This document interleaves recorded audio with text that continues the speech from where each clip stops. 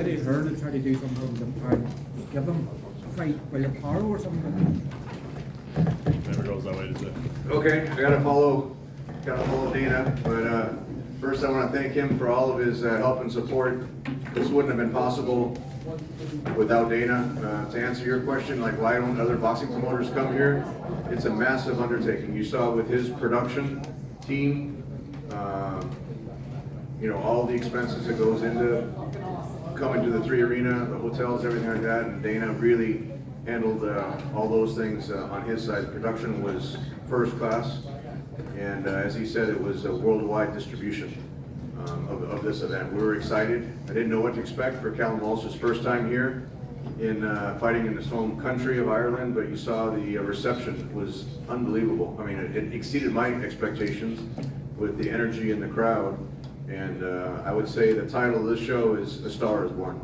For you, Tom, that's worth it, isn't it? It's worth it to see the face for Callum coming home. Everything's been through the last couple of years, having to do everything in America, sort of going there with no dreams, no aspirations. Obviously, went to Freddie Roach's gym. They hope to get in the gym. They now see him coming home, and that's worth it. That's a long-term investment. Oh, absolutely. He landed in Los Angeles during the pandemic, wound up at the Wildcard Gym with Hall of Fame trainer Freddie Roach. And for Freddie to take someone like that, a young fighter, under his wing, the way he did with Callum, fighters can only dream of that. And the way Callum opened that door, Freddie agreed to train him. Then we had the meeting. I flew up to Vegas with Callum to meet with Dana. Dana opened the door to put him on UFC Fight Pass. That gave him the exposure, gave him the activity. He's only 23 years old. Now he's at 12-0 with 10 knockouts. Stopped RUNOWSKI, who's a tough customer, 22-2, never been stopped before, and the way Callum hit him with those sharp punches. And a lot of fighters will wilt under the spotlight, under the pressure of fighting in your hometown, under the energy of the crowd. A lot of times it motivates fighters, and other times it gets them off of their game and intimidates them. But you could see it really fed into Callum, and he was laser focused on winning that fight. And like Dana said, it would be great if RUNOWSKI got up at number 9 instead of number 10, but that's out of our control. Yeah, absolutely. Look, Callum put on an absolute stellar performance. Like even when he was in there, the hands were down. He was ready to take on all action, and like the finish was absolutely picture perfect. What scenes after Callum won and he stopped the fight? It was absolutely mayhem in here. Have you ever witnessed anything like that, Tom? You've been to all the shows. What's Dublin like compared to all the other venues you've been around the world? I'd say Callum had an energized performance tonight. No, I hadn't. As far as anything that Callum has done anywhere that he's fought, even Madison Square Garden twice, fought in Boston, any of the LA shows, nothing has compared to this energy. I did some of the big Klitschko fights in Germany where you have 50,000 people in a large soccer stadium. Triple G fought in the big arena in the Garden, but I gotta say, with the 5,000 people in the arena tonight of loud, screaming Irish fans singing, I've never experienced energy like that. And not only for the walkout, but in the first round after the fight started, they were kept singing, and you could tell it was just a real authentic support for Callum coming back to his home country of Ireland, and it surpassed any expectation that I had. This was Dana's. Dana really wanted to come this year, and I gotta say, I give him all the credit in the world. It was the right decision for sure. And outside the main event, Tom, which fighter really caught your eye? Who do you want on another 360 show? Who do you think is going to put bumps and seats for you? Well, the great thing that we try to accomplish, we try to put even fights, even on the undercard. We don't have any build-up fights. They got to be competitive fights to get on our show. Thomas Carty, he caught my eye. Great guy. I saw him. I was actually here for the first Kenny Taylor fight, and I saw him fight on that show. The fight with Emmett Brennan and Kevin Cronin was a good fight. I agree with Dana. There was some questionable calls on some of the judging, but they were evenly matched fights. So I'd have to give those two. Thomas Carty really caught the eye, and I would say if we go to New York for St. Patrick's Day in March, that he'll be on that show. But we definitely are interested in not only working with Callum, but other Irish fighters to give them an opportunity, to give them the exposure of showing, what the Fighting Irish are all about. And then one final one for me. Obviously, Craig O'Brien won tonight, and that was a very good fight as well. He said he was the original opponent for Callum. and he called out Callum after that. Is that a fight that you'd like to see for Callum, or do you think Callum's looking at more global stars? He's already ranked in those WBC rankings, etc., etc. Yeah, Callum before this fight was rated number 9 in the WBC and number 8 in the IBF. I strongly feel after this performance and defending his Continental Americas title of the WBC, he's definitely going to move up in the ratings. Got to give Craig O'Brien had a great performance over Edward Donovan.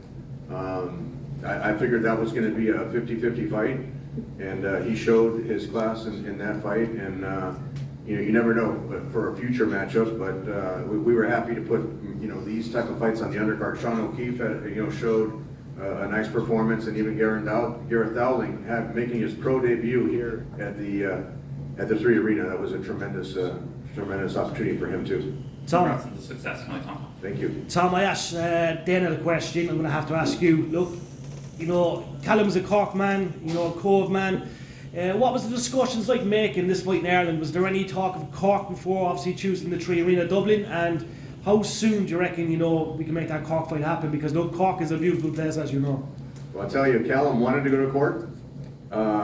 Dana felt Dublin was the right location with the media and the attention and the production and everything like that here. But as Dana said, I could easily see Cork being the next destination. I didn't know what to expect for the first show. I've done shows all over the world, in Germany, in numerous in the U.S. We did a show with Klitschko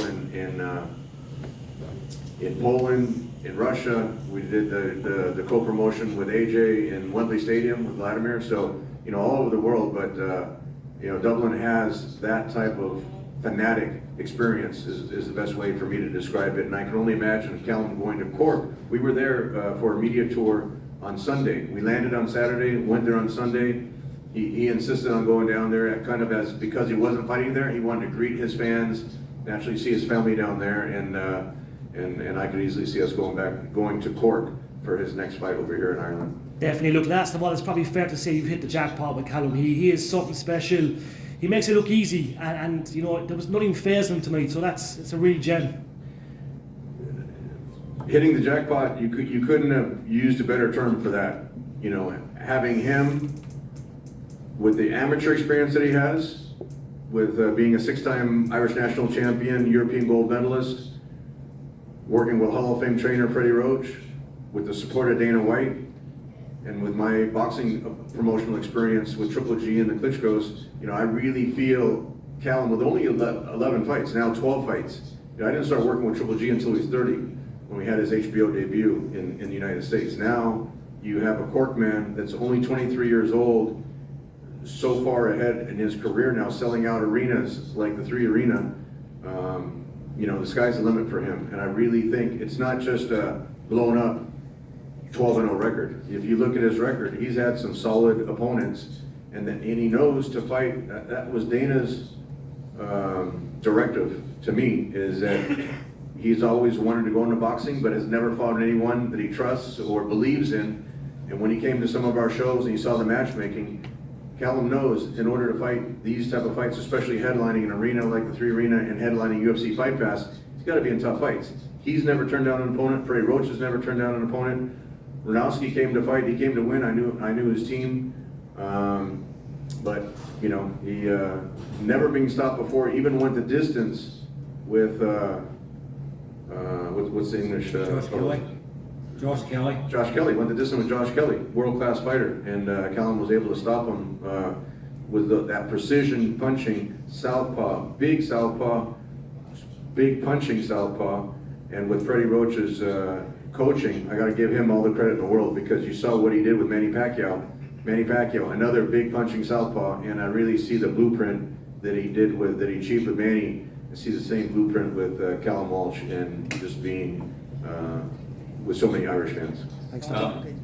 I don't suppose you know Golovkin's record after 12 fights off the top of your head. It's 10 knockouts out of 12 wins. Do you see Harrison's in a punching power there between Callum Walsh and Golovkin? I'll say this to everyone that tries to compare any fighter, not just the fighters I work with, to Triple G, is there was only one Triple G. When it was very similar the way I talked to Freddie Roach about Callum's talents and the way I talked to Abel before we signed him, Abel Sanchez before we signed Triple G. And Abel said Abel's coached heavyweights, Terry Norris, light heavyweights, you know, the whole spectrum. And he said he's never felt someone hit as hard as Triple G on the mitts. And he wasn't trying to impress me. It was just a matter of fact of what he said. And the way Triple G's punching power was, he had such a one-punch knockout ability. You saw what he did with Matthew Macklin, broke his ribs. You saw what he did with Martin Murray, who arguably dropped Sergio Martinez. Sergio Martinez, you're going to be my historian there. Sergio Martinez twice in Argentina. Daniel Gil, former world champion, knocked him out with one punch. I mean, he's got that kind of devastating knockout puncher against world-class opponents. Callum, being 23 years old, can grow into that, but I honestly can't compare anyone's power that I have seen to that of a prime Triple G. There's a reason why Canelo vacated the most coveted belt in the world, the WBC world title. There's a reason why he vacated that to wait a year to fight Triple G. And yeah, to answer your question, it's hard to make comparisons, and Callum Walsh doesn't want to be compared to him, but he wants to make his own history with Callum Walsh, and he's well on his way now at only 23 years old. Normally when a boxer headlines at this venue, they're a world champion or they're challenging for a world title. Callum's done that now, like a developmental fight or whatever. Were you impressed with his mentality this week and how he handles kind of maybe the pressure that would get to a lesser fighter or a less mentally equipped fighter to just walk into the cauldron, I guess, and perform? The one thing that Callum has that's very similar to Triple G is the bigger stage that we put Triple G on when he was first on HBO. He just wanted to have the opportunity to fight on American television. He rose to that occasion. Then when he went to Madison Square Garden, he rose to that occasion.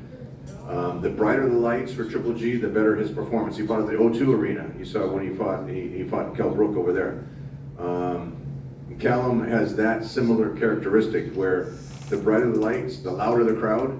You know, some fighters kind of get nervous under those circumstances. I've seen a lot of fighters that had to carry a promotion. Look at AJ when he had to carry the whole promotion at Madison Square Garden. You know, some fighters can't handle it. I just use that one example for AJ, not in general. But what Callum has done here, and I think Freddie really plays a lot into that with the mentality of showing his skill, not freezing up, not being nervous in there. And that definitely is a similarity where, you know, sold out arena, loud crowd, the production, the lights, everything, and he came out guns blazing and really showed his class. John, one of the most question. refreshing things. One of the most refreshing things about Callan is how regularly he fights. He does every 3 months. Is there a chance he's out again before Christmas, or are we waiting until Paddy's Day next year? Yeah, that's going to be the plan.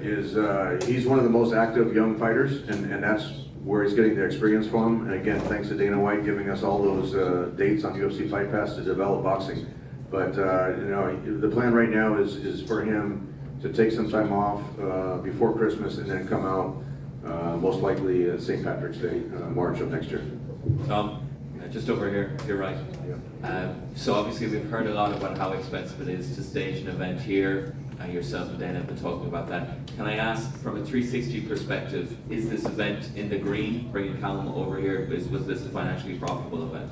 Look, sometimes you have to invest in events to build a fighter, and this was a huge investment in Callum Walsh. You know, the investment, the returns come back, you know, when he becomes a pay-per-view fighter and when he's selling out bigger arenas. So this was a huge investment, a very costly investment, but one that was well worth it for sure for Callum Walsh.